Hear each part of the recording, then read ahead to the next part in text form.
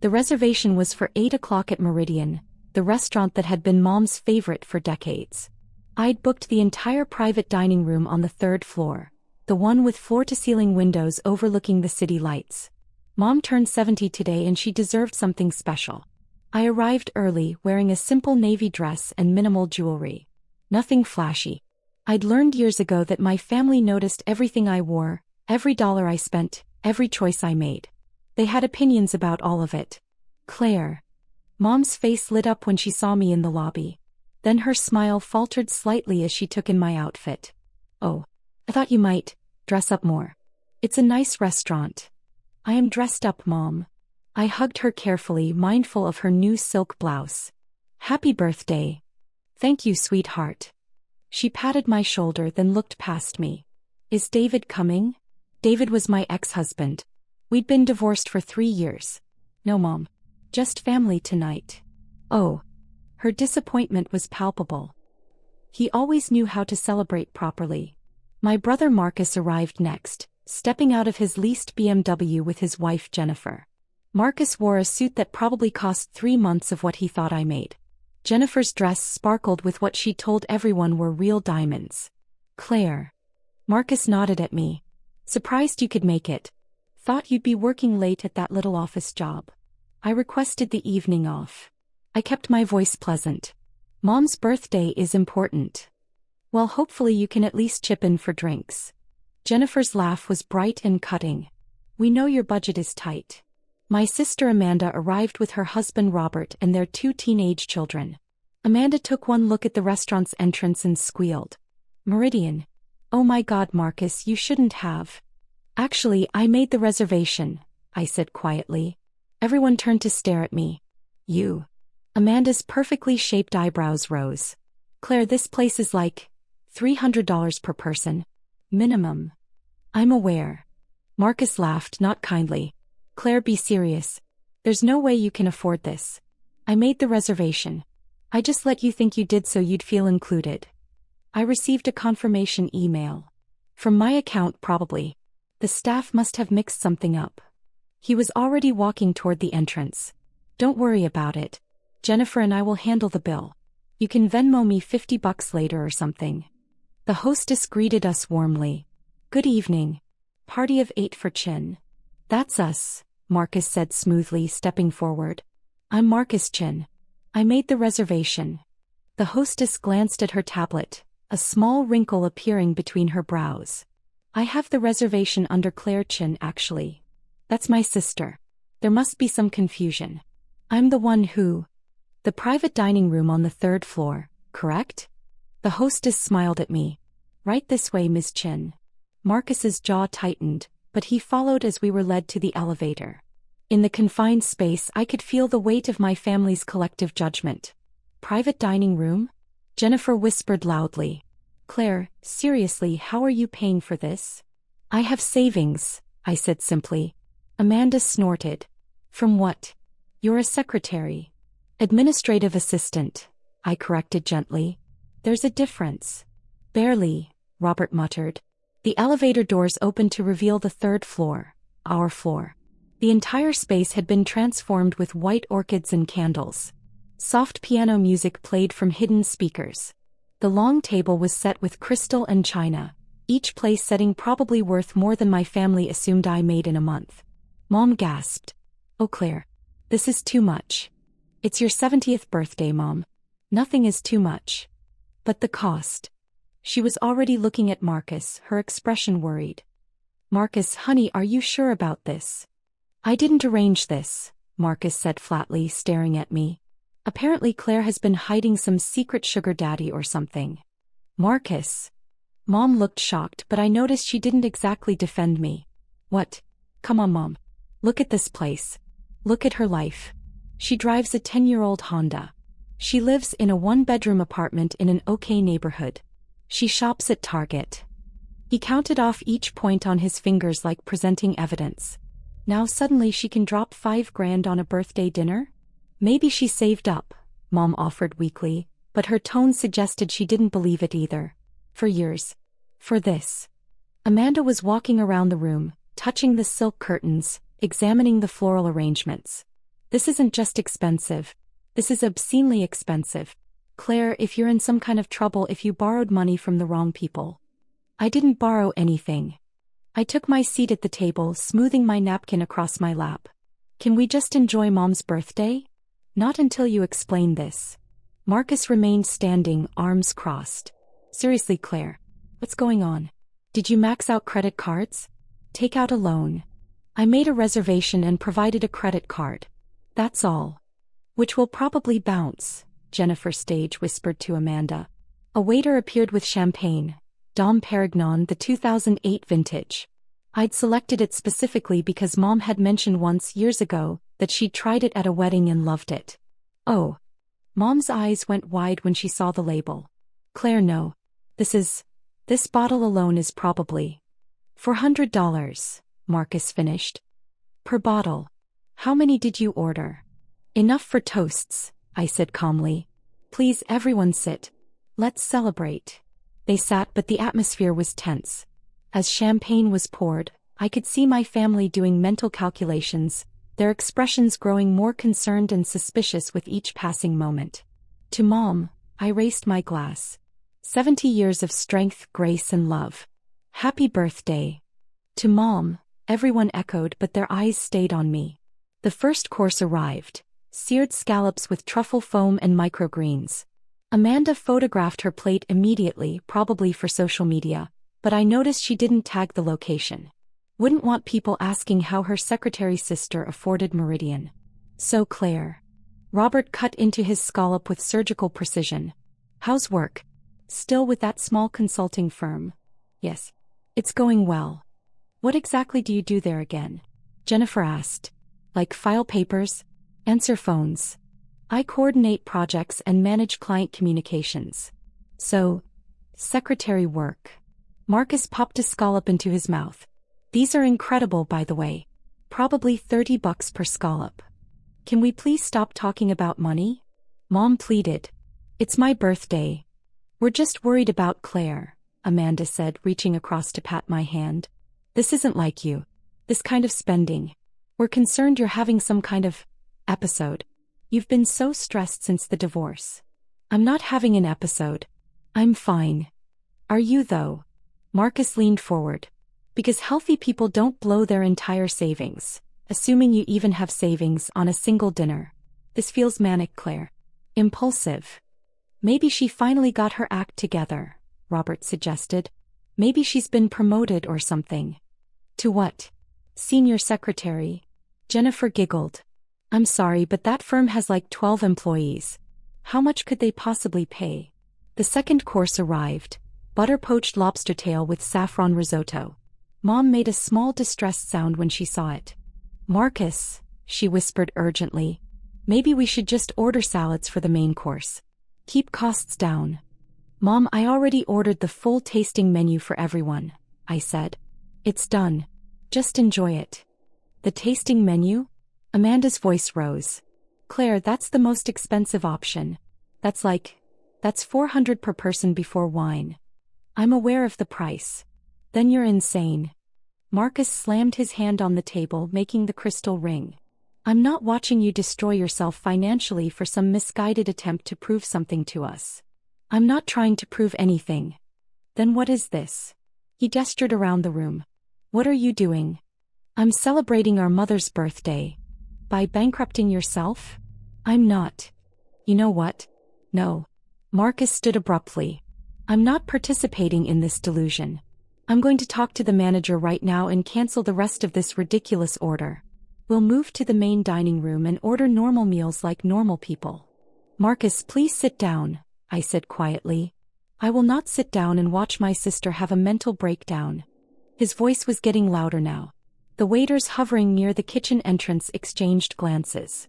You clearly need help, Claire. Professional help. This isn't normal behavior. I agree, Amanda chimed in. This is scary actually. Who spends money like this when they can barely afford rent? I can afford my rent. Can you? Jennifer challenged. Can you really? Because I've seen your apartment, Claire. It's not exactly luxury living. No doorman, no amenities, coin laundry in the basement. Meanwhile, you're spending thousands of dollars on one dinner, It's Mom's 70th birthday. It's financial suicide. Marcus was pacing now. And I'm not going to enable it. I'm going downstairs right now to fix this mess. He stormed toward the elevator. Jennifer jumped up to follow him, then Amanda and Robert. Even the teenagers looked uncomfortable, muttering excuses as they trailed after their parents. Mom and I sat alone at the beautiful table, the half-eaten lobster cooling on our plates. Claire. Mom's voice was so gentle, so pitying. Honey, if you're having money troubles, you can tell me. Is this about David? Are you trying to prove something because of the divorce? No, Mom. Because he did very well for himself. I know that must be hard to see. Him with his new wife, the big house, the trips. She reached over and squeezed my hand. But you don't have to compete with that. You don't have to pretend to be something you're not. I'm not pretending. Then where did this money come from? Her eyes were worried, almost fearful. Did you? Claire, you didn't do anything illegal, did you? That hurt more than everything else combined. My own mother, wondering if I'd committed crimes to pay for her birthday dinner. No, Mom. I didn't do anything illegal. Then I don't understand. Before I could respond, the elevator doors opened. Marcus strode out, and I could see the manager walking beside him, a tall man in an impeccable suit named Richard. I'd spoken with Richard a dozen times over the past month while planning tonight. There she is, Marcus pointed at me. That's my sister. She's the one who made this insane reservation. Richard's expression was professionally neutral. Sir, I'm aware of Ms. Chen's reservation. Well, I need you to cancel it. The rest of it, we're done here. Send us the bill for what we've already eaten, and we'll move this party somewhere more reasonable. I'm afraid I can't do that, sir. What do you mean you can't? I'm a customer. I'm requesting service changes. You're not the customer who made the reservation. Richard's tone remained polite but firm. Ms. Chen booked this room and the full tasting menu. Any changes would need to be authorized by her. She's not in a position to authorize anything. She's clearly having some kind of crisis. Marcus's face was reddening. Look, I don't know what she told you, but whatever credit card she gave you is probably going to be declined. I'm trying to save you and her a lot of trouble here. The card has already been charged and approved, sir. Well then run it again. Test it. You'll see. Marcus, please. I stood up. You're making a scene. I'm making a scene? I'm making a scene. He whirled on me. You're the one pretending to be rich. You're the one throwing money you don't have at a dinner party like you're some kind of... Sir. Richard's voice cut through Marcus's rant, sharp now. I'm going to need you to lower your voice. You're disturbing other guests. Other guests? We're the only ones up here. There are private dining rooms on either side of this space and several tables directly below us. Your voice is carrying. I don't care. This is fraud. Consumer fraud. My sister is committing fraud and you're helping her. Jennifer grabbed Marcus's arm. Honey, maybe we should just... No. He shook her off. I'm not leaving until this gets sorted out. I want to speak to whoever owns this place. Get me the owner. Now. Richard's expression flickered, just for a moment, and I saw him glance at me. I gave him the slightest nod. The owner. Richard repeated carefully. Yes, the owner. Someone with actual authority who can see what's happening here. I see. Richard pulled out his phone. One moment, sir. He stepped away, speaking quietly into the device. Marcus turned to face me, triumph written across his features. This is going to be so embarrassing for you, he said. When the owner gets here and realizes you've been lying. I haven't been lying about anything. You've been lying about everything. Your whole life is a lie. You pretend you're fine with your mediocre job and your sad little apartment, but then you pull something like this. What were you thinking? That we'd be impressed? That we'd suddenly think you were successful? I never said I was successful. No, you just tried to show it. With money you don't have. He laughed harshly. God, this is so pathetic, Claire. Even for you, this is pathetic. Amanda and Robert had returned to the room, drawn by the shouting. They stood near the elevator watching. Is the owner coming? Amanda asked. Apparently, Jennifer said. This should be good. Mom looked like she might cry. Please everyone, can we just go? This was supposed to be a nice evening. It's about to get a lot worse for Claire, Marcus said. Trust me. Richard ended his call and walked back toward us. His expression was completely professional, completely unreadable. "The owner will speak with you now," he said. Finally. Marcus crossed his arms. "Where is he? When is he getting here?" "She's already here, sir." Richard turned slightly. "Miss Chin, would you like to address your brother's concerns?" The room went completely silent. Marcus blinked. "What?" "Miss Claire Chin owns Meridian," Richard said calmly. "She has owned it for 4 years. She's also the principal owner of the Meridian Group, which operates 6 other restaurants in the city. I'm the general manager and I report directly to her." I watched the color drain from Marcus's face. "That's..." He looked at me, then at Richard, then back at me. "That's not possible." "I assure you it's quite possible," Richard continued. "Miss Chin purchased Meridian shortly after her divorce. She's been very hands-off as an owner, preferring to let the management team run daily operations, but she's here several times a month to review finances and operations." "Claire." Mom's voice was barely a whisper. "Is this true?" I took a breath. "Yes." "You own this restaurant?" Amanda looked like someone had slapped her. "This restaurant. And 6 others."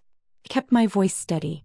"The Meridian Group includes Meridian, Copper and Oak, the Garden Room, Saltwater, Provisions, Blueprint, and as of last month, Henrietta's Table." "That's..." Robert was doing mental math, his lips moving. "That's half the best restaurants in the city." 7 of the best, I corrected gently. "There's competition, obviously." Marcus was shaking his head slowly, like he could physically deny reality. No, this is some kind of joke." "Some kind of..." "Richard, is she paying you to say this?" Richard's expression went cold. "Sir, I'm going to pretend you didn't just accuse me of accepting bribes. Miss Chin is absolutely the owner. I can provide documentation if you'd like, though I don't appreciate having my professional integrity questioned. But she's a secretary." Jennifer's voice was shrill. "She drives a Honda." "I'm an investor," I said quietly. "I work as a consultant because I enjoy the work and the flexibility. The restaurants run themselves for the most part. And I drive a Honda because it's reliable and I don't particularly care about cars." "Your apartment," Amanda started, "is convenient to my office and has a month-to-month lease. I own 2 other properties, a condo downtown that I rent out and a house in the suburbs that I'm renovating." The silence that followed was deafening. Mom's hands were trembling. "Why didn't you tell us?" "I tried to, Mom. After the divorce, when David's lawyer was claiming I'd contributed nothing to the marriage, remember? I mentioned I'd made some investments. You said I was being defensive and that David was right to keep everything since he was the breadwinner. But you didn't say you owned restaurants. You didn't ask. You assumed I'd failed. I looked around at my family. You all did. And when I tried to explain, you talked over me. You told me to be realistic. You said I needed to accept my limitations." Marcus found his voice. "Claire, if this is true..." "It is true, sir," Richard interjected. "And I have to say, in 4 years of working for Ms. Chin, I've never seen her bring personal matters into this restaurant. The fact that she's allowing this conversation at all is generous." "Generous?" Marcus's laugh was slightly hysterical. "She's been lying to us for 4 years. I haven't lied once. I just stopped trying to convince you of things you'd already decided weren't true." I turned to Richard. "Thank you. I think we're ready for the next course." "Claire, wait." Mom reached for me. "The owner wants to discuss your behavior." Richard's voice was pleasant but firm, his eyes on Marcus. "Sir, you've spent the last 30 minutes in my restaurant insulting Ms. Chen. You've accused her of fraud, implied she's mentally unstable, and suggested she's involved in illegal activities. You've raised your voice repeatedly despite being asked to stop. You've disrupted what was meant to be a milestone celebration." Marcus's face went from white to red. "I didn't know. You didn't ask." Richard pulled out a tablet. "You assumed. And based on those assumptions, you felt entitled to berate her publicly, to question her choices, and to attempt to override her decisions in her own establishment. Her own right. God." Marcus sank into a chair. "This is insane." "What's insane," I said quietly, "is that even now you're not apologizing. You're not asking questions. You're just reacting. What do you want me to say, Claire? Congratulations on secretly being rich." I want you to think about why it had to be secret. Why I couldn't tell you. Why I stopped trying. Jennifer was scrolling frantically on her phone. Oh my God. Oh my God, Marcus, she's listed on the business registrations. Claire Chin, principal owner, Meridian Group Holdings LLC. Estimated value. She looked up, her face pale. Marcus, the estimated value is $40 million. 40. Amanda sat down hard. Million. The restaurants are worth that, yes. Plus the properties they're on. I own the buildings for Meridian, Saltwater, and Blueprint outright. I kept my voice even, factual. My net worth is higher when you factor in other investments. Robert let out a low whistle. How much higher? That's private. You're a multimillionaire, Mom said faintly. My daughter is a multimillionaire and I didn't know. I tried to tell you, Mom. Multiple times. When did you try? Last Christmas, when you asked why I wasn't dating anyone successful. I said I was doing fine on my own and you laughed and said fine wasn't the same as successful. At Easter, when Marcus was bragging about his promotion, I mentioned I'd had a good quarter with my investments. You said that was nice and changed the subject to Amanda's new car. At your birthday last year, when you said you wished I'd make something of myself like my siblings, I started to explain about the restaurants. You interrupted to ask if I'd remembered to bring the potato salad. Each example landed like a stone in still water. I could see the ripples of memory crossing their faces. I thought. Mom's eyes were filling with tears. I thought you were just trying to make yourself feel better. I thought you were being defensive about the divorce. I was being honest. You weren't listening. Richard cleared his throat gently. Miss Chin, the kitchen would like to know if we should proceed with the main course. Yes, please. I looked at my family. Does anyone want to leave? I won't stop you. But if you stay, we're going to finish Mom's birthday dinner. No more discussions about money. No more insults. We're going to celebrate her turning 70, which was the entire point of tonight. Nobody moved. I'll stay, Mom said finally, her voice small. If you still want me to. Of course I do. It's your birthday, Mom. Marcus stood up slowly. Claire, I don't even know what to say. Then don't say anything. Just sit down and eat your dinner. But we need to talk about this. About everything. About why you didn't. Not tonight, Marcus. Tonight is about Mom. He looked like he wanted to argue, but Jennifer grabbed his arm and pulled him back to his seat. Amanda and Robert followed suit, moving like sleepwalkers. The teenagers looked completely bewildered but sat down when their parents did. Richard nodded at me, a gesture of understanding, and disappeared toward the kitchen. The main course arrived 10 minutes later. Perfectly cooked filet mignon with roasted vegetables and potato gratin. A server I recognized, Thomas, who'd been with Meridian since before I bought it, poured wine with steady hands, his expression carefully neutral. We ate in near silence. Amanda picked at her food. Jennifer kept staring at me like I'd grown a second head. Marcus looked like he was performing complex calculations in his head, probably trying to figure out exactly how much money I had and what it meant for his position as the successful sibling. Only Mom actually ate, taking small, deliberate bites, tears running quietly down her face. The food is wonderful, she said finally. Really wonderful, Claire. I'm glad you like it, Mom. I always have. I used to bring your father here for anniversaries before he passed. Before it got so expensive. Before. She trailed off. Before I thought I couldn't afford it anymore. You mentioned that once. That's why I bought it. She looked up sharply. What? When you told me about Dad bringing you here, about how special it was. You said you hadn't been back in years because it wasn't for people like us anymore. I decided that wasn't true. So I bought it. I wanted you to be able to come here whenever you wanted and feel like you belonged. Fresh tears spilled over. You bought a restaurant for me? I bought it for a lot of reasons. But that was one of them. I reached over and squeezed her hand. You do belong here, Mom. You always have. I didn't know, she whispered. Claire, I didn't know any of this. About the restaurants, about the money, about any of it. You should have told me. I tried. You should have tried harder. Maybe. I withdrew my hand gently. Or maybe you should have listened better. The rest of dinner passed in a blur. Dessert arrived. A custom birthday cake I'd ordered from Meridian's pastry chef, decorated with sugar flowers that matched the fresh orchids around the room. We sang Happy Birthday. Mom blew out the candles. Everyone pretended things were normal. But nothing was normal. Nothing would be normal again. As we prepared to leave, Richard approached with a leather folder containing the bill. Out of habit or maybe spite, Marcus reached for it. "Don't worry about it, sir," Richard said smoothly. "Miss Chin has already settled the account." "Of course she has," Marcus muttered. "It's her restaurant." "Several times over at this point," Richard agreed. His tone was pleasant, but I caught the edge in it. Richard had never liked Marcus even before tonight. Marcus had been rude to servers on previous visits, the kind of casual disrespect that revealed character. In the elevator down, Jennifer finally spoke. "Claire, I'm sorry. About what I said earlier. About everything. Thank you. I had no idea. We all had no idea." "I know. But why?" Amanda burst out. "Why keep it secret? Why let us think you were struggling?" "I wasn't keeping it secret. I was living my life. You all just made assumptions and never checked if they were true." The elevator doors opened to the ground floor. Outside, the city sparkled. Marcus's BMW was parked at the curb, and I could see the valet hovering nearby. "So what now?"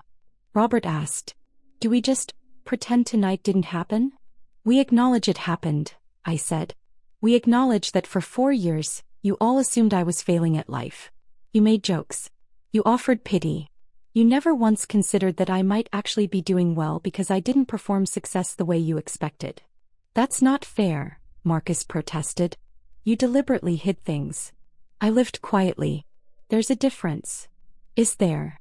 he challenged. "Because from where I'm standing, this feels like some kind of sick test. Like you were waiting to see how badly we'd treat you before revealing the truth. Like you wanted to humiliate us. If you feel humiliated, that's on you. I just wanted to have a nice dinner for Mom's birthday. In a restaurant you secretly own. That's calculated, Claire. It's her favorite restaurant. Of course I chose it." I looked at him steadily.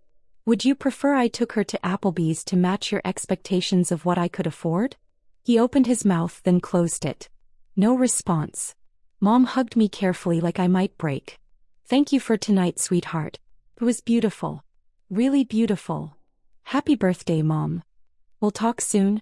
About everything?" "Sure, Mom." But I could hear the doubt in my own voice, and I knew she heard it too. I watched them drive away. Marcus and Jennifer in the BMW, Amanda and Robert in their Lexus, Mom in the back seat looking small and confused. The teenagers had barely said 2 words all night. Richard appeared at my elbow. "Well, that was dramatic. Sorry for bringing family drama into the restaurant. Please. This is the most entertainment I've had in months." He paused. "Though I have to say, Miss Chin, I'm surprised you let it go on that long. I kept hoping they'd figure it out themselves." "Did you really? Or were you curious to see how far they'd take it?" I considered the question honestly. "Maybe both. For what it's worth, I think you handled it well. Very restrained. I'd have had them thrown out after the first 5 minutes. They're family. Family who spent 4 years assuming you were a failure." "Yeah." I looked up at Meridian's facade, at the warm light spilling from the windows, at the name I'd chosen when I bought it. They did. My phone buzzed. A text from Marcus. "We need to talk. This changes everything." But it didn't change everything. Changed nothing really. I was the same person I'd been this morning, this afternoon, this evening when they were calling me pathetic. The only difference was they knew the truth now. And somehow that felt more lonely than the assumptions ever had. Richard was watching me with concern. "You okay, boss?" "Yeah," I said. "I'm fine." And the strange thing was, I actually meant it. Another text came through. Then another. Amanda apologizing. Jennifer asking questions. Robert suggesting we all sit down and discuss this like adults. I turned my phone to silent and slipped it into my purse. Tomorrow there would be conversations. Explanations. Probably demands. For loans, for investments, for the kind of help they'd never offered when they thought I needed it. There would be awkward family dinners where everyone pretended tonight hadn't happened, or worse, dinners where it was all anyone could talk about. But tonight I walked to my 10-year-old Honda, drove to my convenient 1-bedroom apartment, and slept the sleep of someone who'd finally stopped trying to prove something to people determined not to see. And when I woke up the next morning to 17 missed calls and 43 text messages, I made coffee, opened my laptop, and got back to work managing my restaurant empire, one quiet, unremarkable day at a time. Because that was the thing they still didn't understand. I'd never wanted their recognition. I just wanted them to stop assuming I needed their pity.